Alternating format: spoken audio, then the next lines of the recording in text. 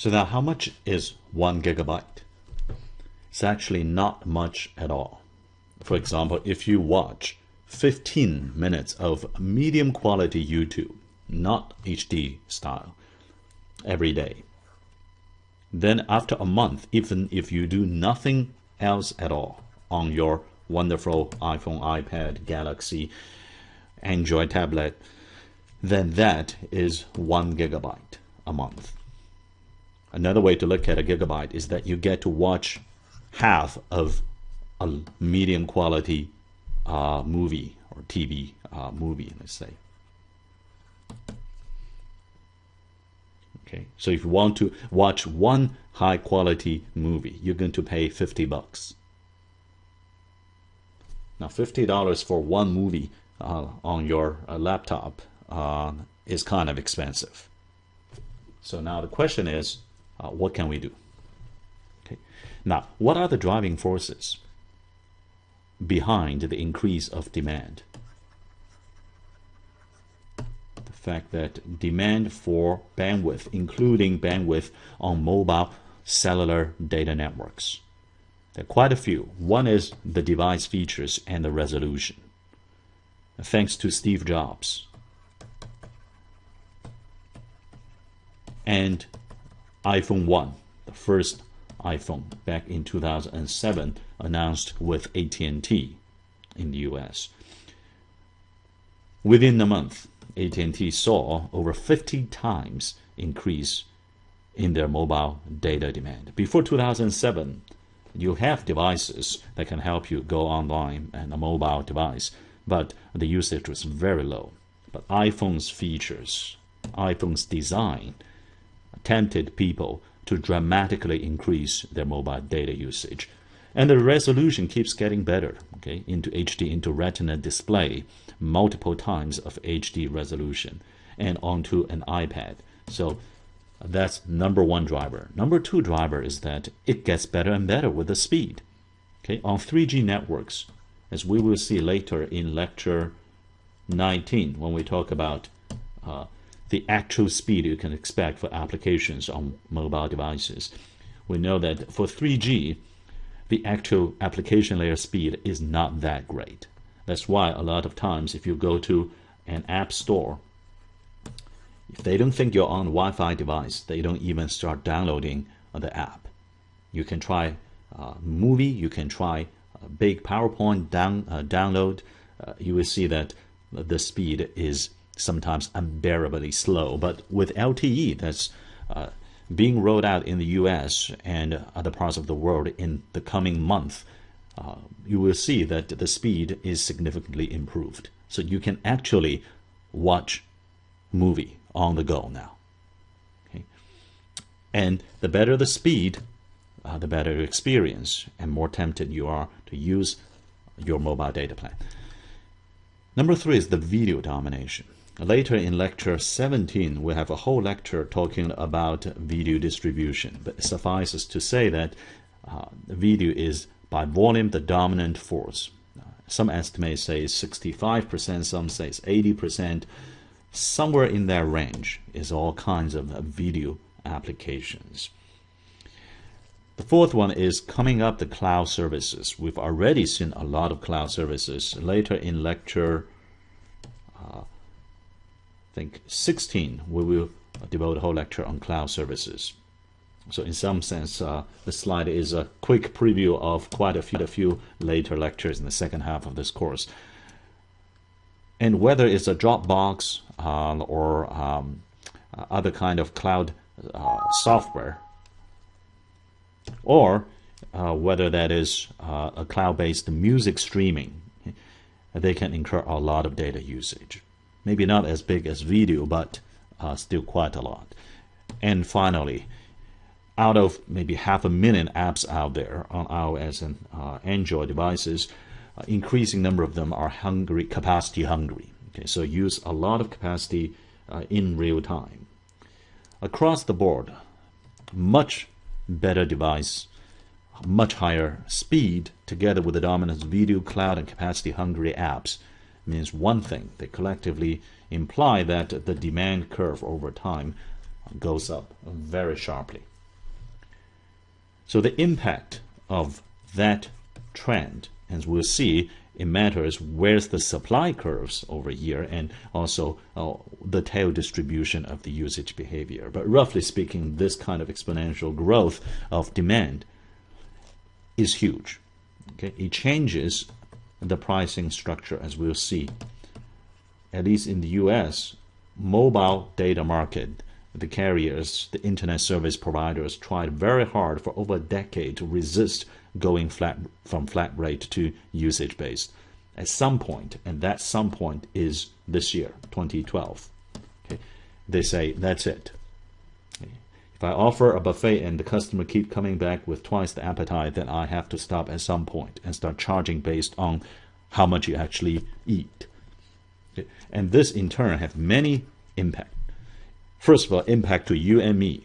We are consumers of mobile data, and we have to pay the monthly bill. So another way to ask today's question is, how do I understand my monthly bill from my cellular carrier? It clearly has implications to carriers. Okay, whether it's AT&T and Verizon, by far the top two mobile carriers in the US, or some other carriers in other parts of the world. It has implications to the vendors, whether it's Ericsson or Alcatel or Qualcomm and Cisco, supplying to these carriers in various ways. It has implications to content and app providers, okay, whether that's studios or like ESPN, Disney, whether that is content providers like NBC and ABC and so on, whether that's Netflix or YouTube or Hulu. Okay? Because if this $10 a gigabyte bends the curve of this demands over and start to make people hesitate before consuming a mass amount of especially video content, then that rings a bell in content providers' radar screen. And this in turn has implications to advertisers.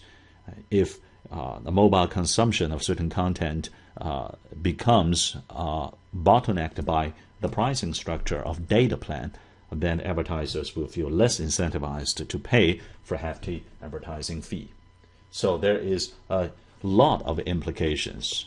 And one way to draw the food chain of this industry is through this simple picture. Okay? Here's where you and me live. Okay? We are the consumers of contents and apps of various kinds.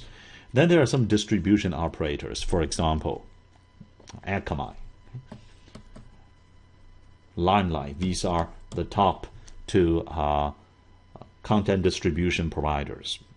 Okay. Later in lecture 17, we'll talk a little bit about content distribution providers. Then there's transportation operators like AT&T and Verizon Wireless for mobile. Okay.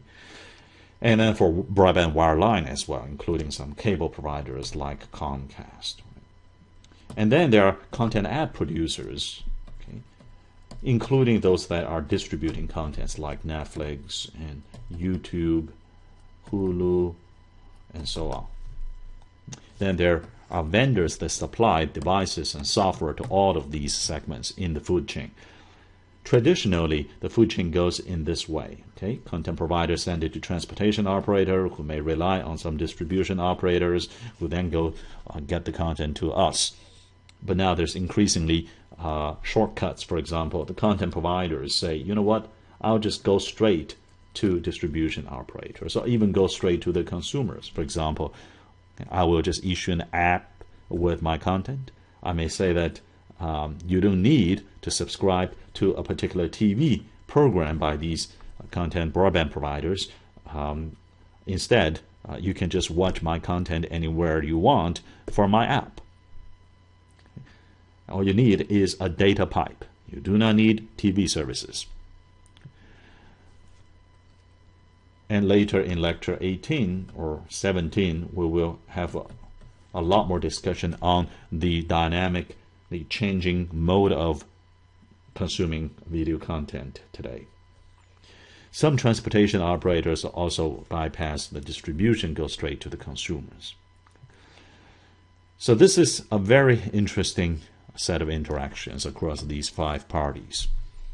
And that adds a lot more complexity to our discussion. But let's pull ourselves back to the simple motivating question. Why flat rate? What's so good about flat rate? What made it so popular in the US mobile market for about 15 years, since 2G all the way to today, okay, or very recently? Well, first advantage is simple. Okay, not only is it simple to provide in terms of billing services, also simple to explain to the consumers. One cannot underestimate the importance of a simple user interface, including the message to the consumers. Number 2 is that because it's so simple, it's good for creating the market.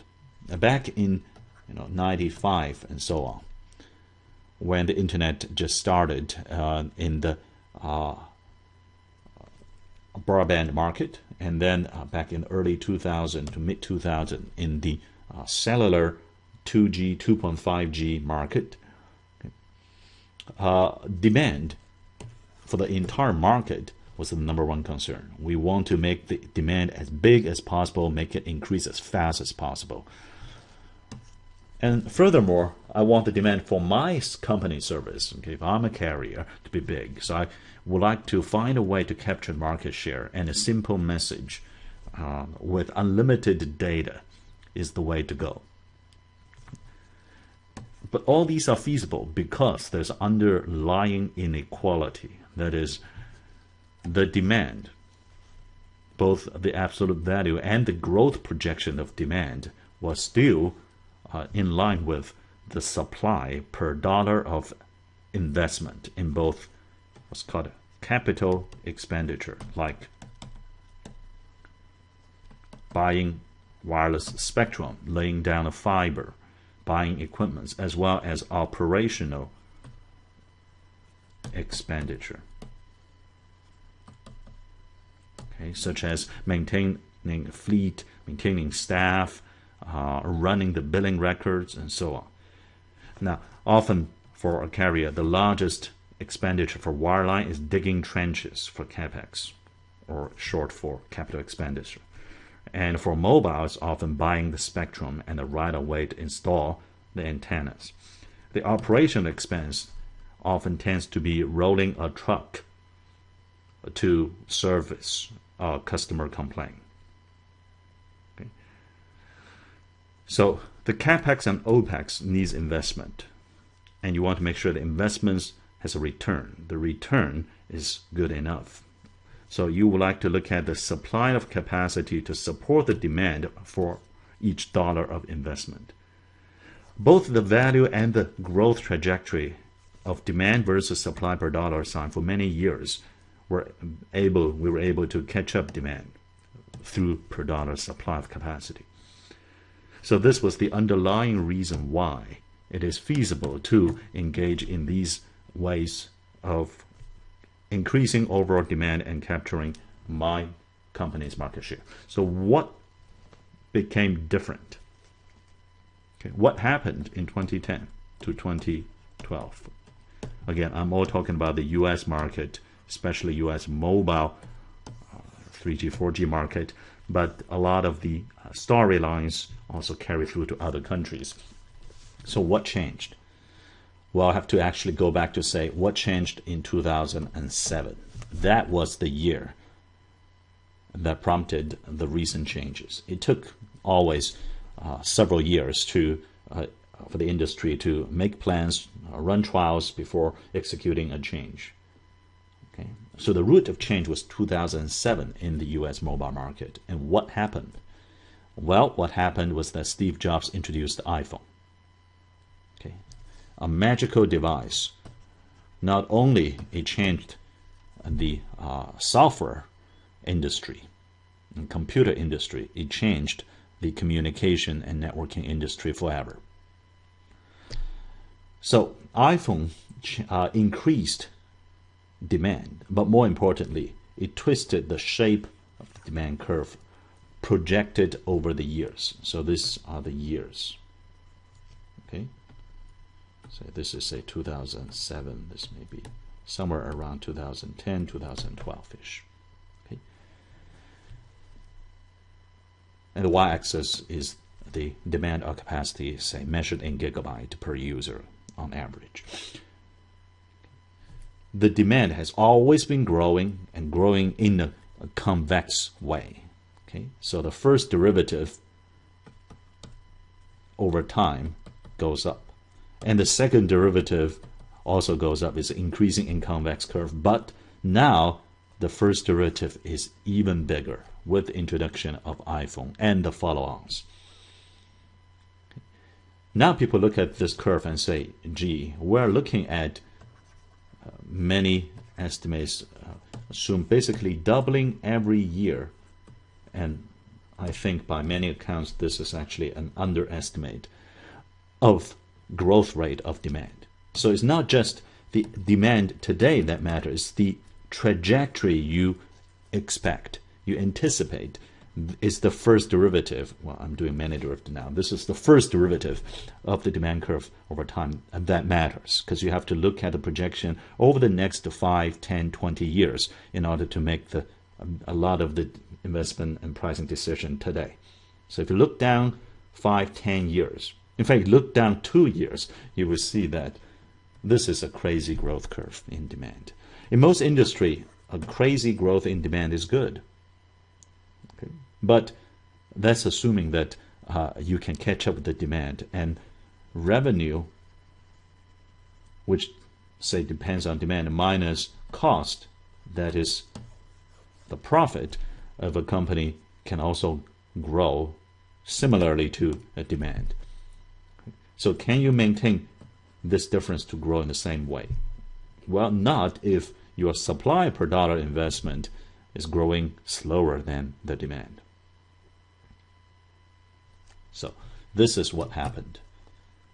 We had a critical shift in what we call the Jobs inequality of capacity in honor of Steve Jobs. That says the derivative of demand is projected to be much bigger than the derivative of supply. By supply, we mean supply per dollar of investment, of course. If you have unlimited dollar to spend, then sure, you wouldn't worry about it. But for limited investment, say per unit, $1, $1 billion, what is the derivative of the supply curve growth? This first derivative is much bigger than this first derivative in the projected future.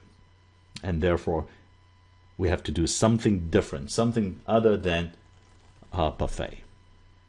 Okay. A second curve to explain why change in 2010 to 2012 range is because of the long tail. Okay, if we look at the probability distribution of usage, let's say this is the 50 percentile, that's the median user today. Okay, and by many estimate, the median user isn't that heavy actually. It's still under a gigabyte or less. Okay, 1 or less. But if you look at the projected shifts of this curve, this is 1 year, right? Next year, the curve will look different. Okay, so the median user next year maybe 2 gigabyte. And then if you project just 5 years down the road, you say, hey, even the median user will consume many gigabytes a month. And on LTE devices, it's nothing, right? It's just a single movie a month, and that's it, right?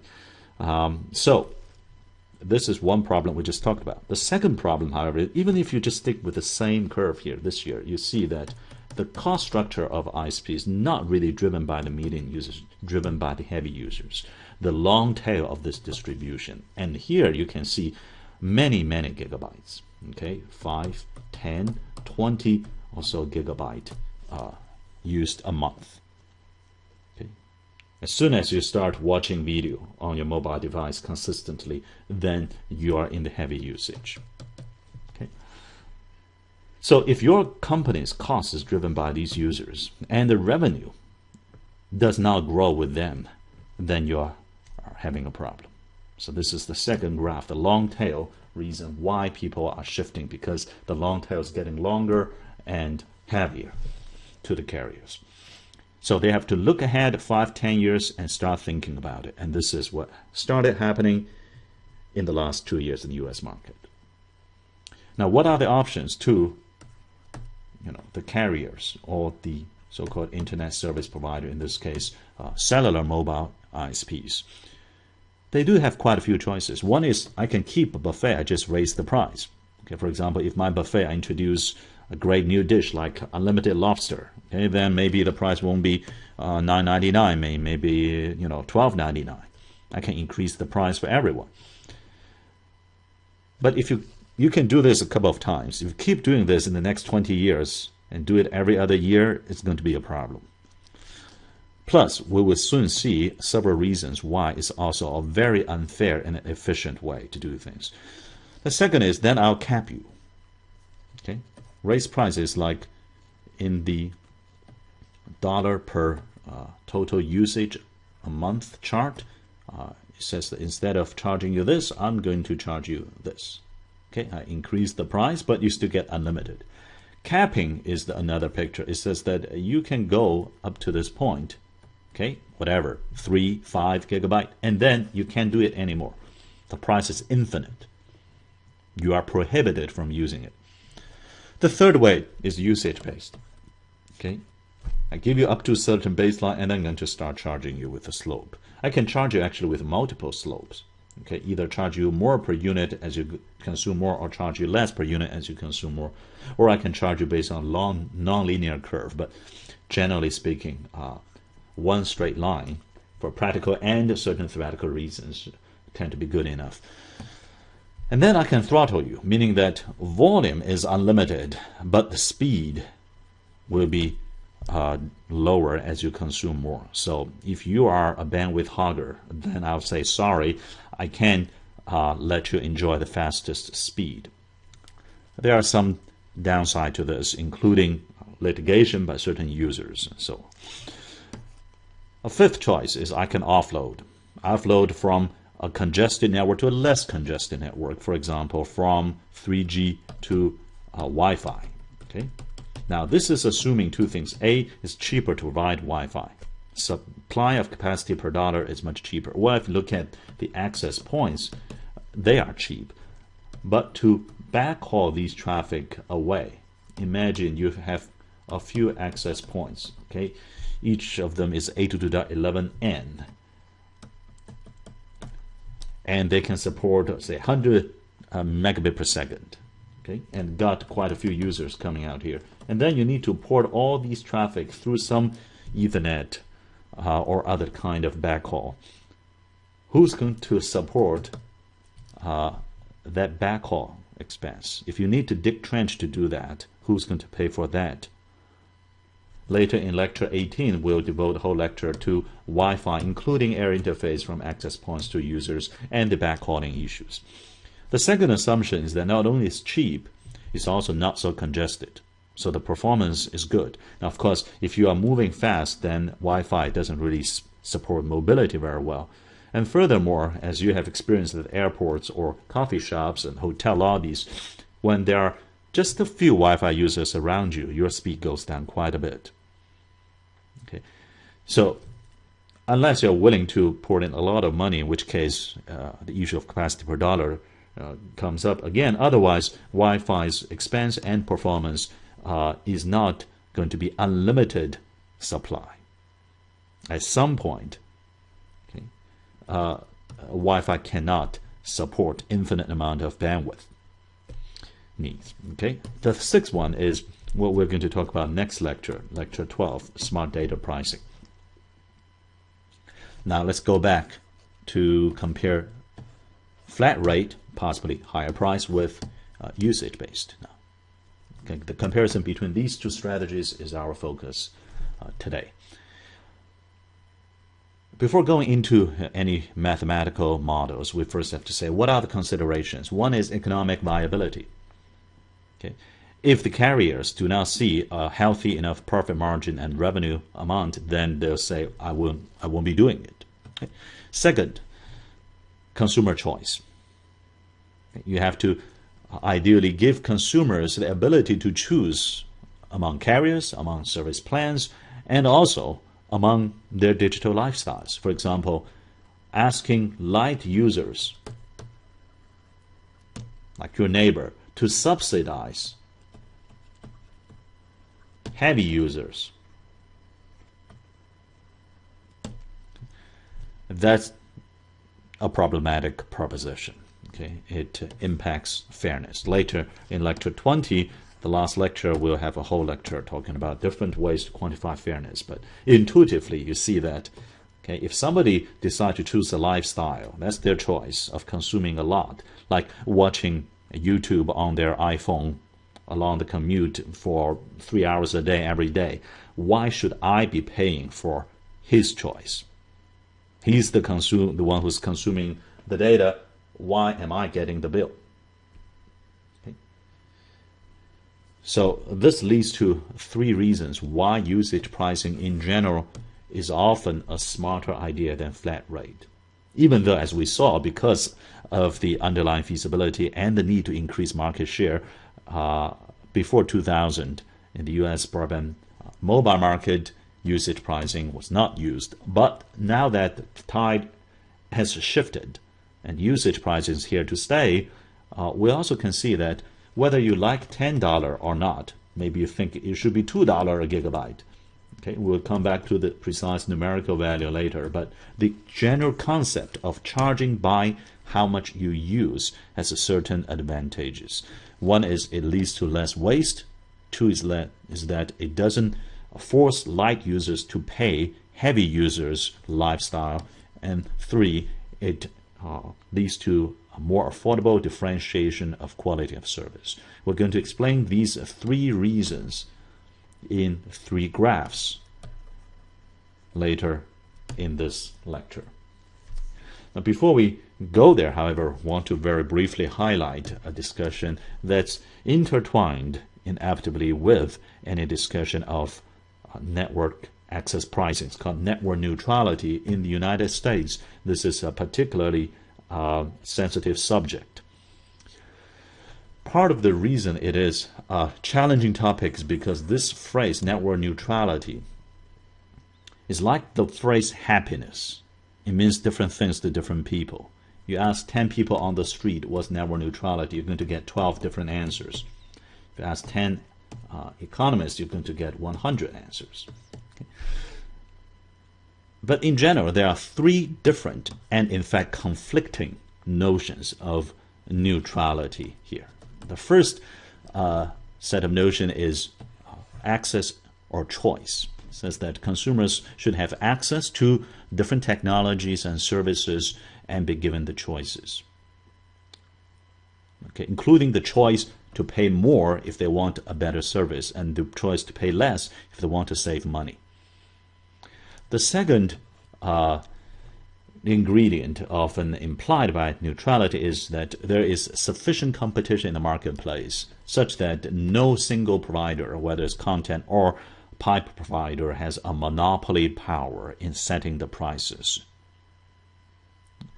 And the third one, which is itself a very confusing term, equality or no discrimination. Now you may wonder, equality and no discrimination in what? Well, one shade says that you cannot limit service. For example, you cannot ban Skype. Later in lecture 15, we'll spend a whole lecture on P2P technologies, including Skype and BitTorrent. So you can't say, well, because I want to generate voice revenue, even though nowadays AT&T Verizon realized that a voice and text you can have unlimited. Just give me back your unlimited data plan, right? But let's say they care about a voice, and suppose one carrier decides, say, no Skype, okay, because that competes against my own voice revenue stream, then this is not good, okay?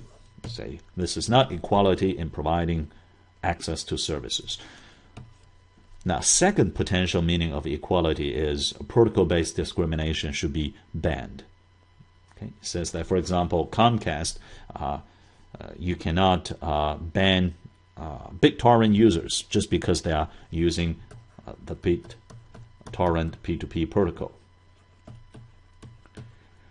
Well, it turns out that if Comcast or any provider decide to say, well, instead of banning against the type of protocol, I'm going to ban against very heavy usage, that's a different shade of gray. Okay? If so happens that heavy users are mostly using BitTorrent, well, then so be it. That wasn't my original reason. The reason is to say that some users consume too much, consume so much that it squeezes other users' quality. Then equality would say that, nope, you cannot differentiate consumer behaviors. Okay.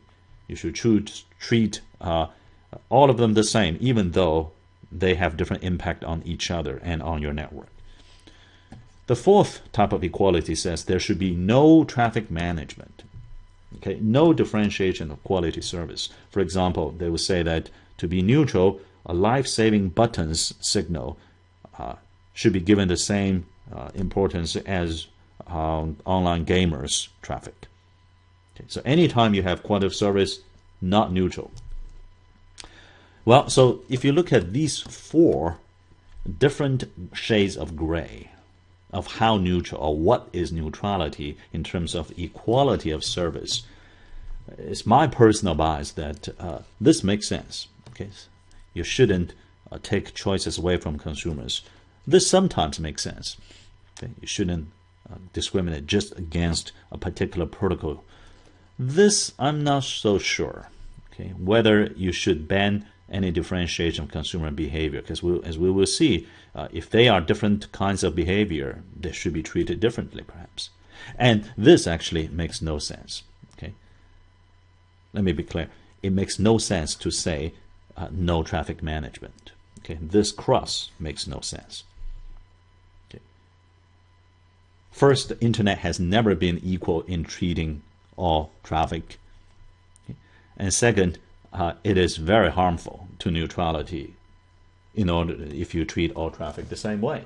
For example, consumer access and choice, which is, in my view, by far the most important view of neutrality, will be vetoed if you insist on equality of all the traffic. Okay. It is much more important to maintain access and choice than to go after this unrealistic notion that all packets ought to be treated exactly the same way. So, we have gone through a qualitative discussion of some of the factors behind pricing plans and net economy in general. And now, in order to go further, we have to do some math. We have to write down some quantitative models, and the one we'll be using is so-called a utility maximization. It should ring a bell to those who still remember lecture 2 and 3. Let me see, lecture 1 and 2, where we talked about payoffs in games, and the utility maximization can be viewed as a generalization of that in a networking context.